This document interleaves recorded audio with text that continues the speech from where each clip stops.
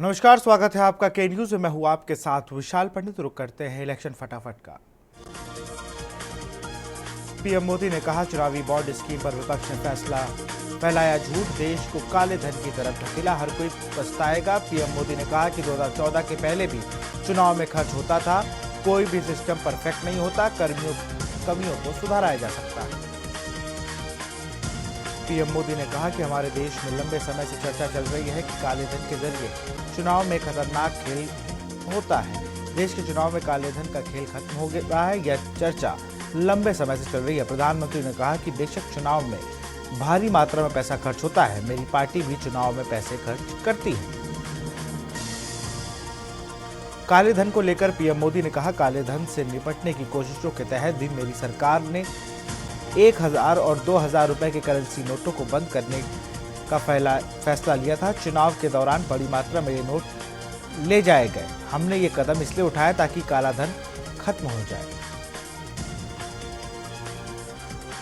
बिहार के गया में पीएम मोदी ने संविधान, राम मंदिर और शक्ति की उपासना पर बात करते हुए विपक्ष को आड़े हाथों लिया। पीएम मोदी ने विश्व विख्यात ज्ञान और मोक्ष की पवित्र नगरी गया जी को प्रणाम किया। भगवान विष्णु की धरती, भगवान बौद्ध की तपस्थली को प्रणाम किया। उन्होंने कहा कि यह वह धरती है जिसने मगध का ऐश्वर्य देखा है। भाजपा ने अपने उम्मीदवारों की एक और सूची जारी की। सूची में 7 उम्मीदवारों का ऐलान। इसमें महाराष्ट्र की 1 लोकसभा सीट के अलावा पंजाब के 3, उत्तर प्रदेश के 2 और पश्चिम बंगाल की 1 सीट का उम्मीदवार उतारा है। बीजेपी की ओर से लिस्ट जारी की गई। वहीं यूपी की जिन 2 सीटों पर उम्मीदवारों का ऐलान किया गया उनमें देवरिया और फिरोजाबाद शामिल है। प्रदेश में ब्रजभूषण शरण सिंह की सीट कैसरगंज की पार्टी अभी तक कोई फैसला नहीं लिया है। बिहार के पूर्व उप मुख्यमंत्री और राष्ट्रीय जनता दल के नेता तेजस्वी यादव ने कहा कि बिहार में आगामी लोकसभा चुनाव के नतीजे चौंकाने वाले होंगे। तेजस्वी यादव ने मुख्यमंत्री नीतीश कुमार की विश्वसनीयता खत्म होने और भाजपा के राम मंदिर के मुद्दे को फ्लॉप होने का दावा किया। उन्होंने कहा कि यह चुनाव उन मुद्दों पर आधारित होगा जो आम आदमी पार्टी को प्रभावित करेगा। लोकसभा चुनाव के लिए मध्य प्रदेश के दिग्गज नेता आज नामांकन दाखिल किए। ज्योतिराज सिंधिया शिवपुरी में अपना नामांकन दाखिल किया। वहीं दिग्विजय सिंह ने राजगढ़ सीट से नामांकन भरा। छिंदवाड़ा दौरे पर केंद्रीय गृह मंत्री अमित शाह। छिंदवाड़ा में बीजेपी प्रत्याशी विवेक बंटी साहू के पक्ष में अमित शाह का रोड शो। कांग्रेस नेता राहुल गांधी ने कहा कि चुनिंदा अरबपतियों और देश के गरीब जनता के बीच यह चुनाव है। बेरोजगारी और महंगाई को सबसे बड़ा मुद्दा बताते हुए उन्होंने कहा कि जानबूझकर इन मुद्दों को जनता के सामने नहीं आने दिया जा रहा। बहुजन समाज पार्टी ने 11 उम्मीदवारों की 5वीं सूची जारी की है। मैनपुरी सीट पर डिंपल यादव के सामने अपना उम्मीदवार बदल दिया है। गुलशन देव शाह की जगह शिव प्रसाद यादव को टिकट दिया गया है। हिमाचल में प्रदेश की 6 विधानसभा सीटों पर बीजेपी 23 दिन पहले अपने प्रत्याशी मैदान में उतार चुकी है, मगर कांग्रेस अभी प्रत्याशियों के लिए माथापच्ची कर रही है। हिमाचल के मुख्यमंत्री सुखविंदर सिंह सुक्खू शिमला में कांग्रेस विधायक दल की मीटिंग लेंगे। इस लोकसभा और विधानसभा उपचुनाव को लेकर चर्चा होगी। सीएम सुक्खू ने यह मीटिंग अपने सरकारी आवास ओक ओवर में बुलाई। लोकसभा चुनाव से पहले उन्नाव के भाजपा कार्यालय में आयोजित प्रेस वार्ता में प्रदेश महामंत्री एमएलसी अनूप गुप्ता ने शामिल हुए। कहा कि भाजपा सरकार सबका साथ, सबका विकास, सबका विश्वास पर कार्य कर रही है। 19 अप्रैल को पीएम मोदी का अमरोहा दौरा। 19 अप्रैल को पीएम मोदी अमरोहा में भरेंगे चुनावी हुंकार। मोगा होटल में पीएम मोदी करेंगे चुनावी जनसभा। लोकसभा के चुनाव समर में सियासी घमासान ना हो, ये संभव नहीं। अब तक चल रहे इंतजार के बाद भाजपा के सबसे प्रमुख स्टार प्रचारक प्रधानमंत्री नरेंद्र मोदी की रैली तय हुई है। 22 मई को मोदी अलीगढ़ में चुनावी जनसभा को संबोधित करेंगे। मैनपुरी में सपा प्रत्याशी डिंपल यादव ने किया नामांकन। कलेक्ट्रेट में किया नॉमिनेशन। अखिलेश यादव नामांकन के समय रहे मौजूद। अमरोहा लोकसभा चुनाव को लेकर प्रचार प्रसार तेज। अमरोहा में एक के बाद एक बड़े नेताओं के दौरे। 21 अप्रैल को बसपा सुप्रीमो पहुंचेंगी अमरोहा, करेंगी जनसभा। बसपा की स्टार प्रचारक बसपा अध्यक्ष मायावती की रैलियां तय हो गई हैं। रैलियां 22 अप्रैल को तय हुई। लोकसभा चुनाव के पहले चरण में सहारनपुर में होगी वोटिंग, जिसको लेकर सभी दल प्रचार प्रसार में जुटे हैं। 20 अप्रैल को अमरोहा में सपा अध्यक्ष अखिलेश यादव और कांग्रेस नेता राहुल गांधी करेंगे संयुक्त रैली। रैली के लिए दोनों पार्टियां तैयारियों में जुटी। अमरोहा में मतदान 26 अप्रैल को होगा। बसपा की 5वीं लिस्ट जारी। 11 प्रत्याशियों के नाम का हुआ ऐलान। मैनपुरी से नामांकन से पहले बदला उम्मीदवार। शिव प्रसाद यादव को मैनपुरी से चुनावी मैदान में उतारा। बीएसपी ने 5वीं लिस्ट जारी की, जिसमें वाराणसी से अतर जमाल लारी को टिकट दिया गया। बीएसपी ने 5वीं लिस्ट जारी की, जिसमें गाजीपुर से डॉक्टर उमेश कुमार सिंह को टिकट दिया गया है। डुमरियागंज से ख्वाजा समुद्दीन को टिकट दिया है। सुल्तानपुर से उदय राज वर्मा को चुनावी मैदान में उतारा है। वहीं जौनपुर से धनंजय सिंह की पत्नी शीतला रेड्डी को टिकट दिया गया है। बीएसपी ने 5वीं लिस्ट जारी की, जिसमें फर्रुखाबाद से क्रांति पांडे को दिया टिकट। बांदा से मयंक द्विवेदी को टिकट दिया गया है। बरेली से छोटे लाल गंगवार को चुनावी मैदान में उतारा गया है। बीएसपी एक के बाद एक अपनी लिस्ट जारी कर रही है। 5वीं लिस्ट जारी, जिसमें बदायूं से मुस्लिम खां को टिकट दिया गया। बीएसपी ने 5वीं लिस्ट में 2 ब्राह्मण, 2 ठाकुर, 3 मुस्लिम और 4 ओबीसी के प्रत्याशियों को टिकट दिया है। वहीं बसपा ने अब तक 56 लोकसभा सीटों पर प्रत्याशियों के नाम पर घोषित किए हैं। भारतीय जनता पार्टी ने लोकसभा चुनाव को लेकर उम्मीदवारों की 12वीं सूची जारी की है। इस लिस्ट में उत्तर प्रदेश की 2 सीटों पर भी प्रत्याशियों की घोषणा की गई है। सपा के राष्ट्रीय महासचिव शिवपाल यादव के बेटे आदित्य यादव पहली बार बदायूं से लोकसभा चुनाव लड़ रहे हैं। उन्होंने नामांकन दाखिल करने के बाद अपनी संपत्ति का ब्यौरा दिया। बता दें कि उनके पास 13.6 करोड़ से अधिक की संपत्ति है और वह अपने पास लाइसेंसी पिस्टल भी रखते हैं।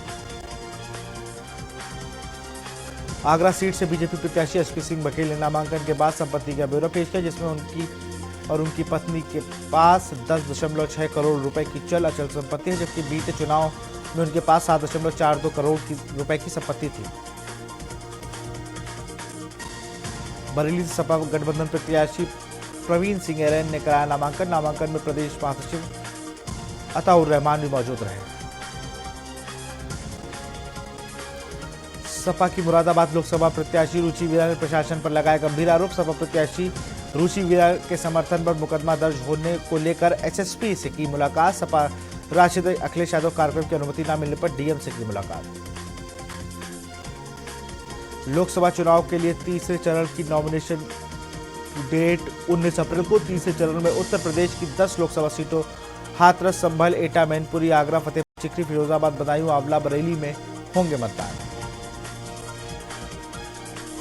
बिजनौर लोकसभा सीट पर होने वाले चुनाव को देखते हुए सभी पार्टियां जोर शोर से के साथ चुनावी मैदान में जुटी हुई हैं। इसी कड़ी में बीएसपी प्रत्याशी चौधरी विजय सिंह भी गांव-गांव, गली-गली जाकर चुनाव प्रचार कर रहे हैं। लखनऊ में पूर्वी विधानसभा उपचुनाव में इंडिया गठबंधन के कांग्रेस प्रत्याशी घोषित हैं। कांग्रेस महासचिव संगठन सी वेणुगोपाल ने लखनऊ पूर्वी से मुकेश सिंह चौहान को उम्मीदवार घोषित किया। लखनऊ में कल से कांग्रेस यूपी में करेगी प्रचार। राहुल गांधी और अखिलेश यादव संयुक्त पीसी करेंगे। कल सहारनपुर में प्रियंका गांधी करेंगी रोड शो। भाजपा सरकार में मंत्री नंद गोपाल नंदी ने की प्रेस वार्ता। विपक्ष पर बोला हमला, कहा विपक्ष वैसे ही उम्मीद लगाए बैठा है जैसे मुर्गा अंडे देने और बैल दूध देने की है।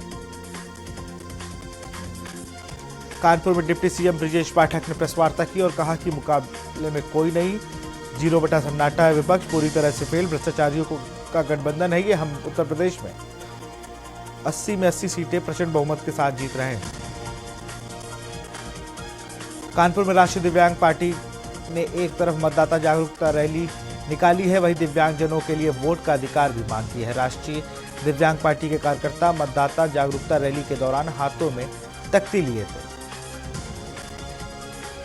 रायबरेली में केंद्रीय मंत्री स्मृति ईरानी एक दिवसीय दौरे पर पहुंची। अमेठी लोकसभा के सलोन विधानसभा में कार्यकर्ताओं के साथ की बैठक। 1 दर्जन स्थानों पर बूथ स्तरीय कार्यकर्ताओं के साथ किया सीधा संवाद। आगरा में 7 मई को मतदान होना, इसके लिए 12 अप्रैल से नामांकन की प्रक्रिया कलेक्ट्रेट में शुरू हो चुकी है। भाजपा से आगरा सुरक्षित सीट से प्रोफेसर SP सिंह बघेल और फतेहपुर सीकरी से निर्दलीय प्रत्याशी रामेश्वर चौधरी नामांकन दाखिल किया है। वहीं अन्य पार्टियों के प्रत्याशियों के नामांकन की तिथि घोषित नहीं की गई है। गढ़वाल संसदीय सीट से कांग्रेस पार्टी के प्रत्याशी गणेश गोदियाल ने श्रीनगर गढ़वाल के सती में स्थानीय गोला पार्क तक बाइक रैली निकाली, जिसमें बड़ी संख्या में लोगों का हुजूम देखने को मिला। मुख्यमंत्री पुष्कर सिंह धामी ने कांग्रेस महासचिव प्रियंका गांधी पर निशाना साधा। प्रियंका गांधी ने हरिद्वार की चुनावी रैली सभा में कहा था कि वह देश में सख्त नकल रोधी कानून बनाएंगी। मुख्यमंत्री ने कहा कि प्रियंका गांधी का भाषण कई महीनों पहले लिख लिया गया होगा।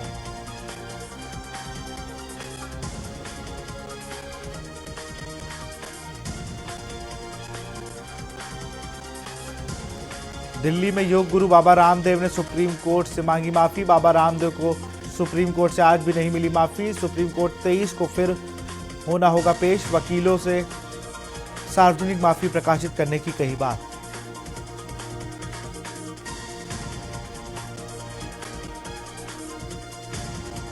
दिल्ली में आप ने जारी की गुजरात स्टार प्रचारकों की लिस्ट में सबसे पहले अरविंद केजरीवाल का नाम। स्टार प्रचारक की लिस्ट में सुनीता केजरीवाल का भी नाम, भगवत मान सिसोदिया और सत्येंद्र जैन का भी नाम। आतंकवाद विरोधी कानून के तहत तिहाड़ जेल में बंद न्यूज क्लिक के संस्थापक और प्रधान संपादक प्रवीर पुरस्कार की चिकित्सा आधार पर जमानत याचिका पर हुई सुनवाई को सुप्रीम कोर्ट ने 22 अप्रैल तक के लिए किया है स्थगित। आम आदमी पार्टी से राज्यसभा सांसद संजय सिंह ने प्रेस कॉन्फ्रेंस की। प्रेस कॉन्फ्रेंस के जरिए मुख्यमंत्री का संदेश जनता के लिए पढ़ा। उन्होंने संदेश में पढ़ा कि मेरा नाम अरविंद केजरीवाल है और मैं आतंकवादी नहीं हूं। हरियाणा के हिसार के वैश्य समाज प्रतिनिधियों की बैठक अग्रोहा धर्म वैश्य समाज के राष्ट्रीय अध्यक्ष बजरंग गर्ग की अध्यक्षता में हुई। बैठक में अग्रोह में 20-21 अप्रैल को होने वाले राष्ट्रीय प्रतिनिधि सम्मेलन पर विचार किया गया। बरनाला पुलिस ने नशे के मामले में बड़ी उपलब्धि की हासिल। बरनाला के धनौला में नाकाबंदी के दौरान एक ट्रक से 21 कुंटल भुक्की की बरामदगी हुई है। यूपीएससी मेंस के जरिए हुए रिजल्ट में हरियाणा के भी कई होनहार शामिल। तो शाम के भावेश खालिया ने 46वीं रैंक पाकर आईएएस बनने का सपना पूरा किया। पंजाब की 10 लोकसभा सीटों को लेकर आम आदमी पार्टी की तीसरी और आखिरी लिस्ट जारी, जिनमें 4 उम्मीदवारों की घोषणा। इसमें लुधियाना से विधायक अशोक पंपी पराशर, फिरोजपुर से विधायक जगदीप सिंह काका, गुरदासपुर से विधायक अमन शेर सिंह शेरी कालसी और जालंधर से पवन टीनू को टिकट दिया गया है। लोकसभा चुनाव के लिए आम आदमी पार्टी ने सारे उम्मीदवार किए घोषित। सीएम भगवत मान ने खुद 13 लोकसभा हलकों में कमान संभालेंगे। वह 19 अप्रैल से सभी हलकों में 3-3 दिन जाकर प्रचार करेंगे। कबीरधाम जिले में नक्सलियों ने की सूचना पर उन्हें पकड़वाने वालों को 5 लाख का इनाम देने की घोषणा की गई है। एसपी अभिषेक पल्लव ने इनाम के साथ ही पुलिस विभाग में सरकारी नौकरी देने का भी ऐलान किया है। बीजापुर में लोकसभा चुनाव को लेकर तैयारियां पूरी कर ली गई हैं। 76 मतदान हेलीकॉप्टर से होंगे रवाना। नक्सल प्रभावित इलाकों में 3 दल हुए रवाना। मुरैना में श्योरपुर लोकसभा प्रत्याशी ने किया नामांकन। कांग्रेस से सतपाल सिकरवार करेंगे नामांकन। बसपा से रमेश चंद्र गर्ग नामांकन पत्र करेंगे दाखिल। मुरैना में पार्टी चुनाव कार्यालय का उद्घाटन में आए कांग्रेसी राष्ट्रीय सचिव शिव भाटिया। विधानसभा अध्यक्ष नरेंद्र सिंह तोमर को कह डाला चोर, कांग्रेस के राष्ट्रीय सचिव शिव भाटिया की टिप्पणी। राजस्थान के युवाओं ने रोशन किया नाम। जोधपुर की कृष्णा जोशी और जयपुर के विनायक का यूपीएससी में चयन। जयपुर में प्रधानमंत्री नरेंद्र मोदी ने हाल ही में एक आयोजन के दौरान युवाओं को भारत में ही शादी करने के लिए प्रेरित किया। जनपद उधम सिंह नगर में माफियाओं के हौसले बुलंद, पकड़े हुए वाहनों को बंदूक के बल पर छुड़ा ले गए माफिया। मामला गुलराजपुर वन चौकी से जुड़ा। रुड़की के पिरान कलियर विधानसभा के मरगबूपुर ग्राम में कांग्रेस पार्टी के राज्यसभा सांसद इमरान प्रताप गढ़ी ने विशाल जनसभा को संबोधित किया। अपर मुख्य निर्वाचक अधिकारी विजय कुमार जोगदंड ने सचिवालय देहरादून स्थित मीडिया सेंटर में प्रेस ब्रीफिंग की। उत्तराखंड में आगामी लोकसभा चुनाव प्रथम चरण के तहत 19 अप्रैल को होने जा रहा है, जिसको लेकर जनपद पौड़ी पुलिस प्रशासन अलर्ट हो गया है। मुख्यमंत्री पुष्कर सिंह धामी ने देहरादून में भाजपा चुनावी मीडिया सेंटर में पत्रकार वार्ता की। इस दौरान मुख्यमंत्री धामी ने कहा कि भाजपा जो कहती है उसे करके दिखाती है। रांची में ईवीएम वेयर हाउस का डीसी ने किया निरीक्षण। मोहराबादी पहुंचे उपायुक्त, पार्टियों के प्रतिनिधि भी रहे मौजूद, आंतरिक व्यवस्था का किया निरीक्षण। हिमाचल प्रदेश में नए पुलिस महानिदेशक डीजीपी की तलाश शुरू हो गई है। डीजीपी की रेस में 1979 बैच के आईएएस एसआर ओझा का नाम सबसे आगे। लोकसभा चुनाव 2024 में केवल 3 दिन ही रह गए हैं। लोकसभा चुनाव का पहला चरण 19 अप्रैल को शुरू होगा और आखिरी चरण 1 जून को होगा। इसी बीच आयुष्मान खुराना नई संसद पहुंचे। उन्होंने अपने सोशल मीडिया अकाउंट पर वहां की तस्वीर शेयर की। और इसी बीच मुरादाबाद से खबर आपको बता, रुचि वीरा ने प्रशासन पर लगाए हैं गंभीर आरोप। मुरादाबाद से गठबंधन इंडिया गठबंधन के प्रत्याशी है रुचि वीरा। उन्होंने प्रशासन पर गंभीर आरोप लगाए हैं। सपा की लोकसभा प्रत्याशी ने प्रशासन पर लगाए आरोप। सपा विधायकों के साथ कलेक्ट्रेट पहुंची।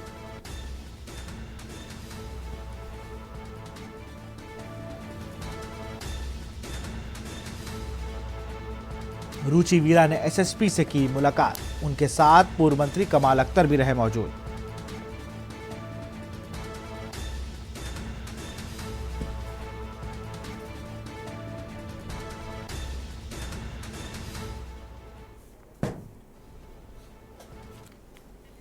अभी एसपी साहब से मिले।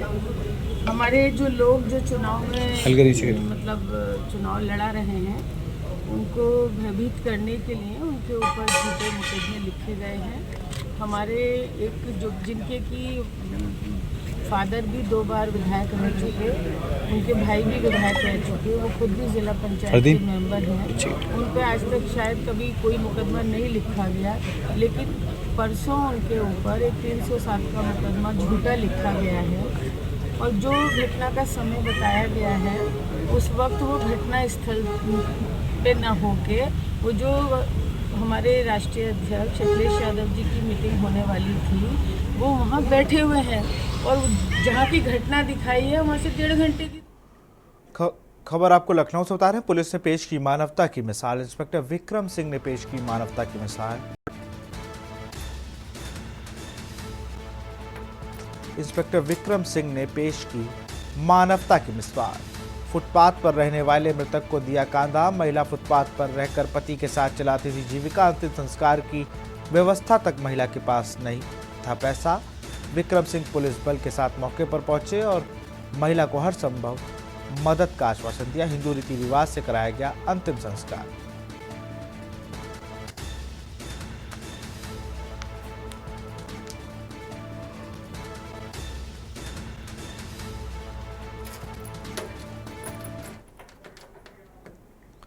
मुरादाबाद से खबर है, रुचि वीरा सहित 5 पर मुकदमा दर्ज।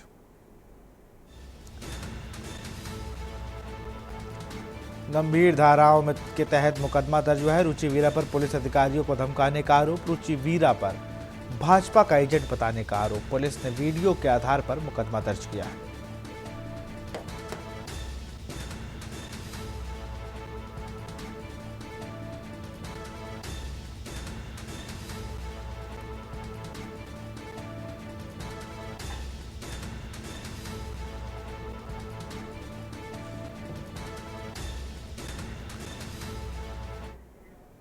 यूपीएससी 2023 का रिजल्ट घोषित हो गया है। लखनऊ के आदित्य श्रीवास्तव ने यूपीएससी परीक्षा में टॉप किया है। अनिमेश प्रधान को दूसरा, अनन्या रेड्डी को तीसरा स्थान और पीके सिद्धार्थ राजकुमार को यूपीएससी परीक्षा में चौथा स्थान। यूपीएससी 2023 परीक्षा में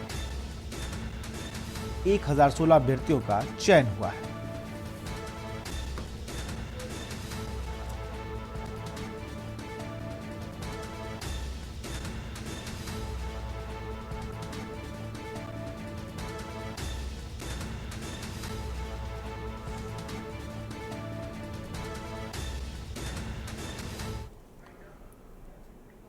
फिलहाल इस बुलेटिन पे इतना ही। देखते रहिए के न्यूज़ इंडिया। नमस्कार।